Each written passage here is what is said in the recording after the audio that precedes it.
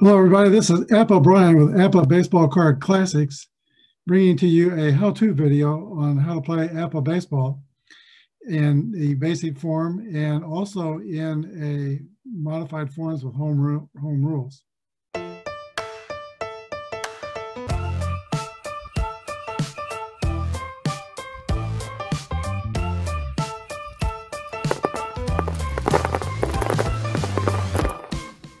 About 1975 when I first bought a baseball card sports game that was Stratomatic, and I remember opening the box and reading the rules, very simple rules, and started rolling a game, and it was like I could see the plays in my mind, and I thought, wow, I had never experienced anything quite like this. I want to be the manager. I like to make the lineups and set the pitchers and just watch all the baseball action unfold in front of me and in my mind's eye.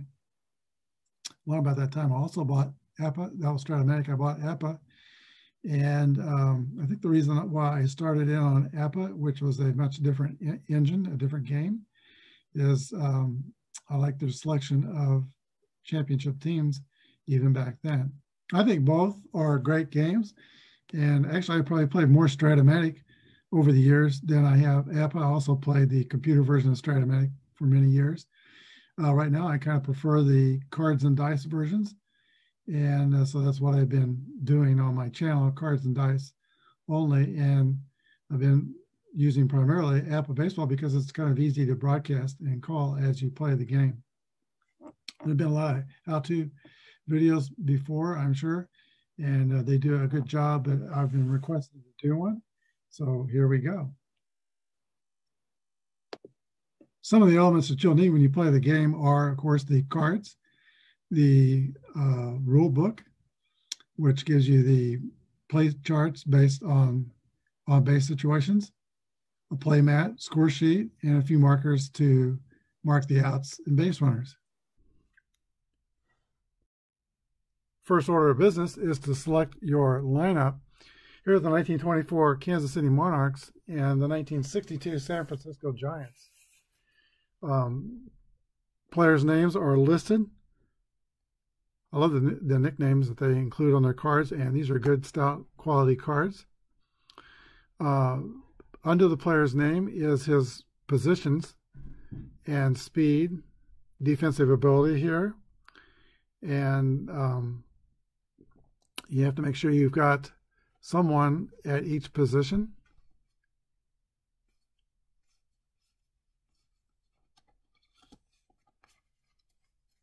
In their position listings, their primary position is always listed first, but they may have played other positions. So there's quite a bit of flexibility of how you can do your lineup. So primarily position for Newt Allen is second base, but he also played third, and he also played shortstop. After you select a player for each position, you add the defensive ratings of each player, which is this number, the first number in parentheses after each position they're listed for. Positions are weighted according to value to teams. Outfielders only go 1 to 3. Pitchers only go 1 to 2. Middle infielders, you can see them as high as 10. So you add up your position players plus the pitcher's number after his position. If you're using the DH, you don't add that. Then you'll come up with a number usually between like 33 and 41. And that will tell you which column to use to get the play results. Now that we have our lineup set, let's consider our pitching staff. Let's look at the 1962 Giants, headed up by Juan Marichal, Billy Odell, Jack Sanford, and Billy Pierce. Mike McCormick as starting pitchers. Pitching levels are underneath their names, and the grade for each pitcher is listed as A, B, C, or D, plus modifiers following his defensive rating. You can have A, B pitchers, and you can have A, C pitchers, which are the very best. Marichal is a grade B pitcher. You have relief pitchers, with relief ratings. Don Larson, you see, has an asterisk after his rating. The asterisk is the relief rating. Stu Miller is a C, and he has an asterisk after his letter. Bob Boland's got both. So you can use Bob Boland as a starting pitcher using grade D, or you can use him as a relief pitcher using his grade C asterisk rating in the parenthesis. In the basic game, the only place where left-right splits come into play is when you bring a relief pitcher in the middle of an inning that's already started. If you have a left-handed pitcher facing a left-handed batter, you get to raise his grade by one level unless he's already an A pitcher. If he comes in the middle of an inning and he has a left-handed pitcher facing a right-handed batter, then there's no change. It has to be same-sidedness to raise the relief pitcher's grade, and that's for the first batter only. The difference between the two is the fatigue will come in later for starting pitchers. My homeroom rules for fatigue is a starting pitcher reaches his point of fatigue at the beginning of the 7th inning, and then 3 bad things happen to him. He'd drop his grade level. Marichal would drop to a grade C after he tires. Relief pitchers, when they're in, they have to choose whether they're using the starting grade or the relief grade. Relief grade, they can give you a long relief stint, 7 innings before the fatigue kicks in. Or if they use the relief rating, which is going to be usually the case, you have the point of fatigue in the 2nd inning that they work in. So when 3 bad things happen to him, their grade goes down in their 2nd inning. You can start games with, these days we're seeing openers are being used for an inning or two, and if you want to do that, use a relief rating, but then the fatigue kicks in the 2nd inning that they're opening a game in. Those are home rules. When you're ready to roll the dice and somebody says play ball, play results are included in the basic Apba rule books, and this is the current one. It is a rather large book. It takes up about a quarter of my table. No, not quite that much, maybe a 1/6. I use the 2011 book, which is about 2/3 the size of the current book. The play results book is set up in 2 sections. Read it consecutively with the red dice first, and there's each bases situation is each page. You have bases empty, which is what you'll use most of the time, and after you play about a dozen games, you'll memorize most of the play results. Then you got runners on first base, runners on second, all the way up to, let's see, of course, the bases loaded situation. And after that, you have sacrifice bunts and hit and run plays. So each page is set up in 2 sections. The die rolls that go 1 through 11 are off the pitcher's card. Let me back up. All the rolls are read off the batter's card, but the pitcher's grade affects rolls 1 through 11. And then all the rolls 12 through 42, which are also off the batter's card, the defensive grades affect which column to use, and the pitchers is which column to use. So let's say we have one Marichal, grade B, pitching to Newt Allen of the Monarchs. Marichal is a grade B pitcher, so we will read this column here for rolls that are 1 through 11. I have not added up San Francisco's defense, but let's say they're fielding column 2, then rolls 12 through 42 will be read on the 2nd column.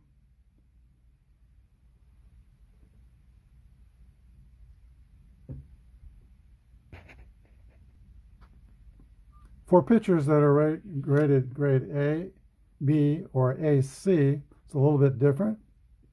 You'll first read column A, and if they get a hit, then for an AB pitcher, then you'll check column B.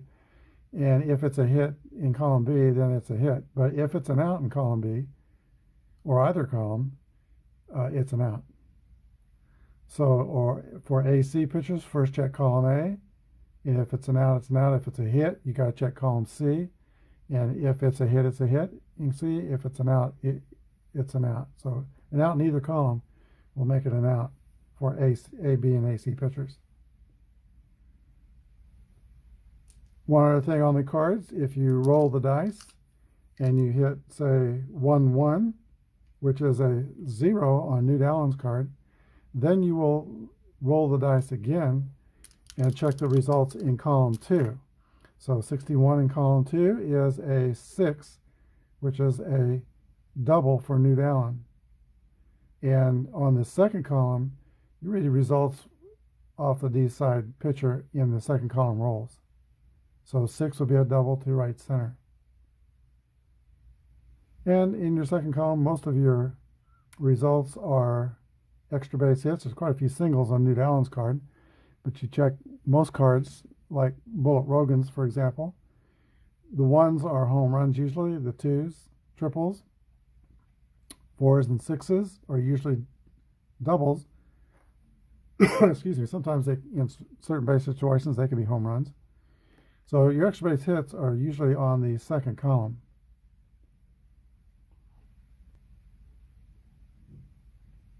All right, let's say Newt Allen gets on base and he rolls a 1-5. A 1-5 is an 11. Can he steal second? Well, on the 11s, he can steal second. So an 11 that gets a grade B would be a single to left. Batter steals second on the first pitch to the next batter, and 1 strike on the batter. So Allen would, in basic Apba would allow Allen to steal second base. Now, home rules, I don't make that automatic. If I'm up by 10 runs, or down by 10 runs, probably wouldn't steal in that situation. So just use common sense according to baseball rules. One time when I was coaching high school baseball, I tried to steal third with 2 outs, which is kind of a cardinal rule, but I thought it was going to be a gimme, and it wasn't. He got thrown out. And the other coach made fun of me and said that was stupid and roll out. And I said to him, my team is 6-0. I'd rather be stupid and undefeated rather than have your team's record. So anyway, I don't make it automatic. Likewise, on base stealing, sometimes look at row 38. If you get a runner stealing, I don't count that automatically. I always give my catchers a chance. This is home rules I'm talking. I give my catchers a chance to throw the base runner out. Or if he's runner out stealing, I don't take that result, runner out stealing. I decide if the runner will steal, and then I roll the dice again to see if he's thrown out stealing. And I use, for giving the catchers an opportunity to throw out the base runners, I use this chart here on the lower right-hand corner that was just pasted in, a chart that I found probably on Delphi forum. Catcher 9 throws out the runner 11 through 26, error on 66. The worst catchers, catcher defensive rating 5, only throws the runner out on an 11, and their errors are 62 through 66. So I give the catcher an opportunity based on his ability to throw the base runner out if I'm stealing. Now on the fielding columns, when you get your player results, let's say you roll a 19, or you roll not a 19, but a card gives you a 19 play result. Then notice it says one result, single to left, runner goes to second base. This is with a man on first. Then you have an asterisk that gives you a totally different result. Runner out at first, ground ball to third, put out is first baseman. So if there are 2 outs in an inning, you always take the asterisk roll result over the first result, if there's 2 outs. For less than 2 outs, then you ignore the result after the asterisk. Every page in the book has a reminder on which feeling column to use. If your team adds up to 41 or more, you use feeling column 1. If the team adds up to 36 to 40, the feeling column 2, that's this column here. And 35 or fewer is this third column 3. Apba does do a pretty good job of including all the things that can happen in a baseball. That's injuries, ejections, rainouts, hit by pitch balls, wild pitches, pass balls. They're all included in various places in the book. I think they do fairly well in including those unusual type plays. Now, in the back of the book, when we come to the hit and run charts, you should keep in mind that 31 is turned into a single on that result. Some cards have 3 31s on their cards, indicating that that player is pretty good at hit and run plays. Most cards have 2 31s on their card. But also, so when those, I don't know if the Monarchs have any of those players. Yeah, I don't see any on the Monarchs. Dick Grote of the 60 Pirates comes to mind as having 3 31s on his cards. 62. Giants don't have any of those exceptionally good hit and run players. But one thing you want to keep in mind when you're hitting and running, if the pitcher is good, you could lose some hits. 7 result, which is usually a hit, would be taken away against grade A, C, A, B pitchers.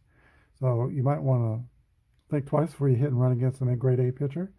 The 8 result gets killed by A and B pitchers, and the 9 result gets killed by A, B, and C pitchers. So if you're facing a above average rated pitcher, you may think twice about using the hit and run play. Now let's talk about the speed of the base runners when they're on base. In front of their position, how fast they run is listed in parentheses. If it's an F, he's a fast runner. If there's nothing there, then he's an average runner. Most of the Monarchs are pretty fast. Heavy Johnson is not fast or slow, so there's nothing in front of his position. Or S is slow.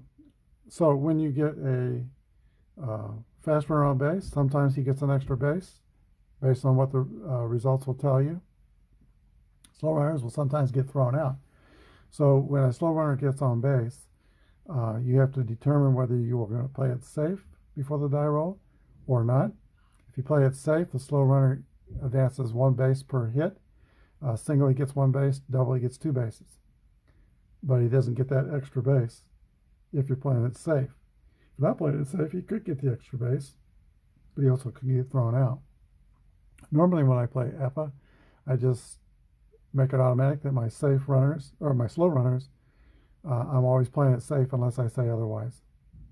And sometimes with 2 outs, I'll say otherwise.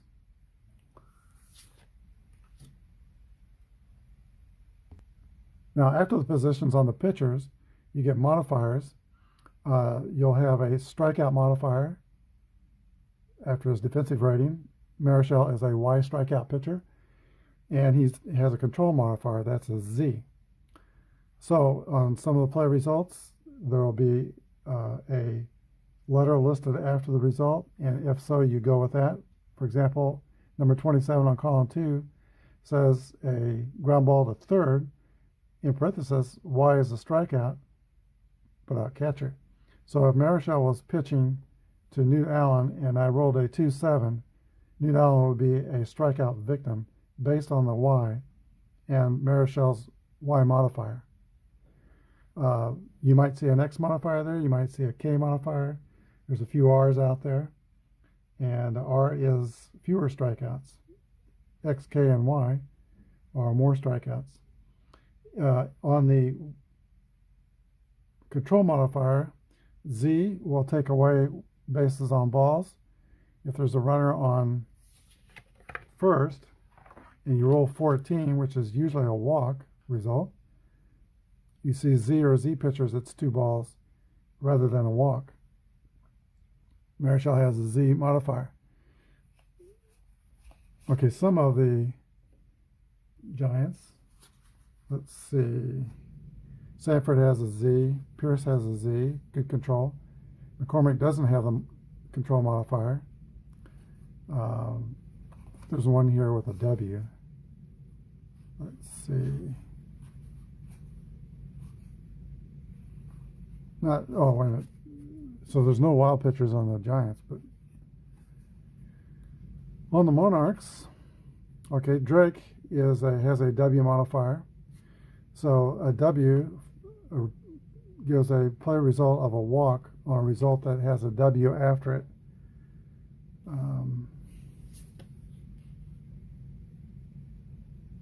And that kind of changes things. You have to, a CW pitcher like Drake might not be good as a DZ pitcher. A DZ pitcher with good control may perform better for you than a C pitcher with the walk modifiers. Walking batters a lot.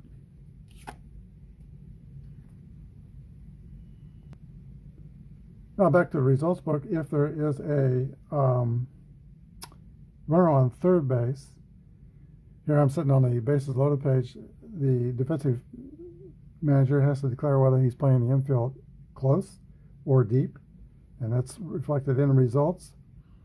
For example, on 24, you have C dash double play, runner out at home, if you're playing close. If you're playing deep, you have D double play, runner out at second base, and then also first. On the 26th result, playing the infield close will give a runner safe at first, fielder's choice, runner out at home. Playing it deep will give you a double play. 28 result would give you a single through the drawn in infield. If you're playing deep, you get a fielder's choice. So you have to declare with the runner on third whether you're playing the infield close or playing the infield deep.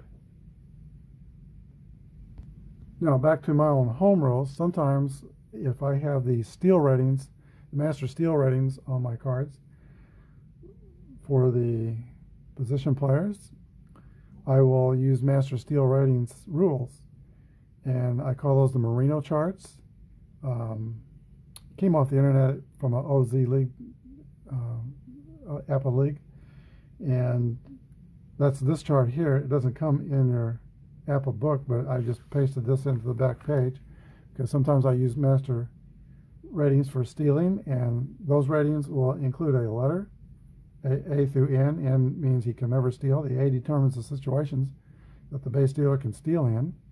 For example, if he's a B base stealer, if his team is down by a run, tied, or up by any runs, he can steal. If he's an E stealer, he can't steal till there's 2 outs after the 6th inning. He can't, in the inning 1 through 5, he can steal with 2 outs, not before. And then after the 6th inning, any outs, he can steal. So it has a letter rating for stealing, and then you have a number rating for his speed. And that's this chart down here. Say, for example, if he's C 30, 11 through 56, he'll be safe. But you must also include the pitcher's move to first and the catcher's throwing arm. And you subtract the number by the pitcher's move to first and the number for the throwing arm from the number on the steal rating. So say, for example,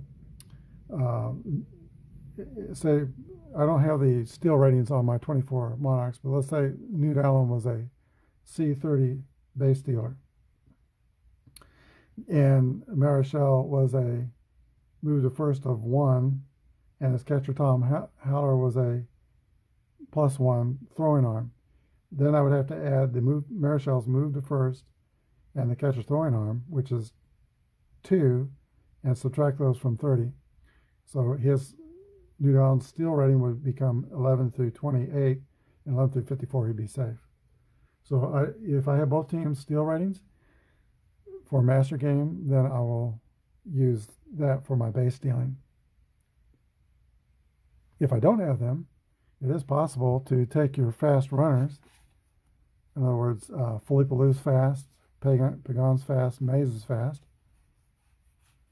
So take those three hitters, and you could go to the internet and Steve's online copy.sports.com site and enter those names in for 1962 and find out what their steal ratings would be. And then you can use the master rules that way.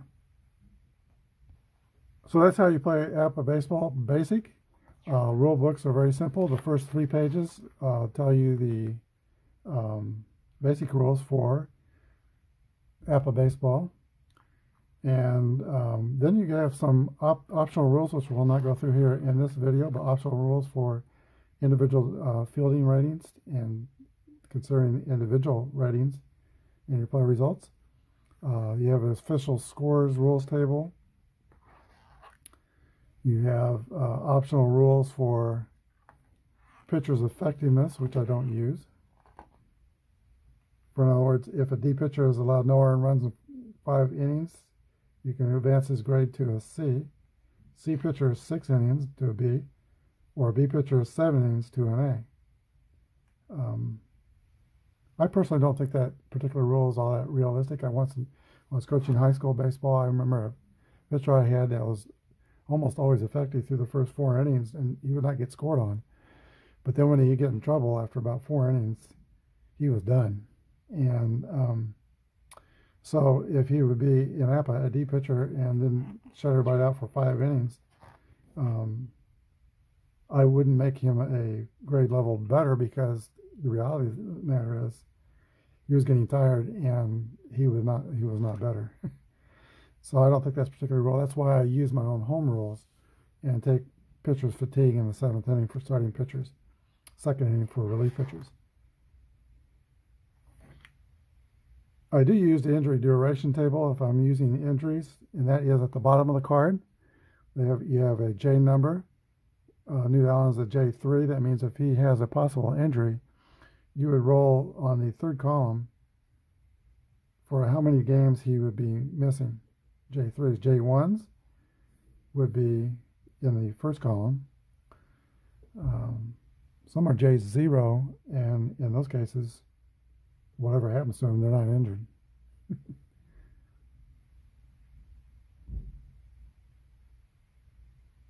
If it's a J0, don't bother checking the table. He'll have to be taken out of the game in progress, but he's ready for the next game. So those are the fast healers that don't miss games. Cal Ripken Jr. All right, let's play 1 inning of Apba Basic Baseball, get a feeling of how it goes. We're on the bases empties chart. Juan Marichal, B pitcher, YZ Modifiers, will be pitching to Newt Allen of the Kansas City Monarchs. Here's the pitch to Newt Allen. 4-6 is a 12. Fielding column 2 is San Francisco's defensive team rating. So 12 is a ground ball to 3rd base, and Newt Allen is the first out.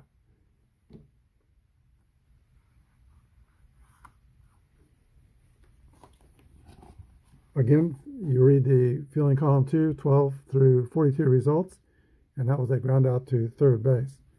All right, here is Lem Hawkins. 53 is a 20, and that is a ground ball that's flubbed by the 2nd baseman, Chuck Hiller, air. Lem Hawkins goes to 1st base. He's rated a fast runner. 1 out. Hawkins is at 1st. Here is Bullet Joe Rogan, who is primarily a pitcher, but he also played the outfield when he wasn't pitching. So here's the pitch to Bullet Rogan, and we will be reading off of the runner on 1st base chart in the book. 1-6 is a 28, and that is a ground ball to shortstop, 28. Runners out at 1st, shortstop to 1st, base runner goes to 2nd. 2 outs. Lem Hawkins is at 2nd, and Oscar Heavy Johnson comes to bat. And then you'll turn to the runner on 2nd base play chart and roll for Oscar Johnson, which is 13. 14 is going to be a base on balls. Batter takes first. So the 24 Monarchs have first and second with 2 outs, and Hurley McNair comes to bat. And you move to the first and third chart, or first and second rather. That's this chart. Here's the pitch to McNair. 32 is a 26. Fielding column 2, that is going to be a infield pop-up to second base. 3 outs for the Monarchs. So with that half inning, I hope that gives you an idea of how the game flows. It flows rather easily. At this point, I would like to share with you a game I uploaded on the channel. In September of 2019, I was replaying the 1951 playoffs between the Brooklyn Dodgers and the New York Giants. Game 3, the Bobby Thompson home run game. And check out the bottom of the 9th inning at the Polo Grounds. 51 Giants against the 51 Brooklyn Dodgers. So at the bottom of the 9th, Don Moore, Monty Irvin, and Whitey Lockman stand between Don Newcomb and victory for the Brooklyn Dodgers. Can they turn this around? Here's the pitch to Muller. 41 is a ground out to the shortstop, handled by Reese, over to Hodges for the first out in the 9th inning. Fans are on their feet. They're both Giants fans, Dodgers fans. Here's Monty Irvin, 312 here in 1951. 1-5 is going to be a base hit for Monty Irvin. And getting on for the Giants has not been a problem, but doing something with that has. Whitey Lockman, who had 282, will be the batter. Here's the pitch to Whitey Lockman. 22 is a 7. That's going to be a single to right field. Irvin will make it all the way to third. And the Dodgers will have runners, or the Giants will have runners on the corners. Okay, manager Chuck Dressen of the Brooklyn Braves calls time out here. He has to go get Newcomb. Newcomb is tired. He will be coming out of the game. Big round of applause for Don Newcomb. Newcomb gives a look over to Rocher, but goes on that slow walk toward the center field clubhouse. And he is calling for Ralph Branca. Ralph Branca will be the relief pitcher for the Brooklyn Dodgers. You think, what about Preacher Rowe? He's probably thinking about Rowe starting game 1, which is tomorrow, of the World Series. He's hoping Branca can hold the Giants here in the bottom of the 9th. First and third, nobody out. Brooklyn will play their infield back. Branca has completed his warm-up tosses, and Bobby Thompson steps in to the plate. Here we go. Here's the pitch to Bobby Thompson. 6-6. I cannot believe it.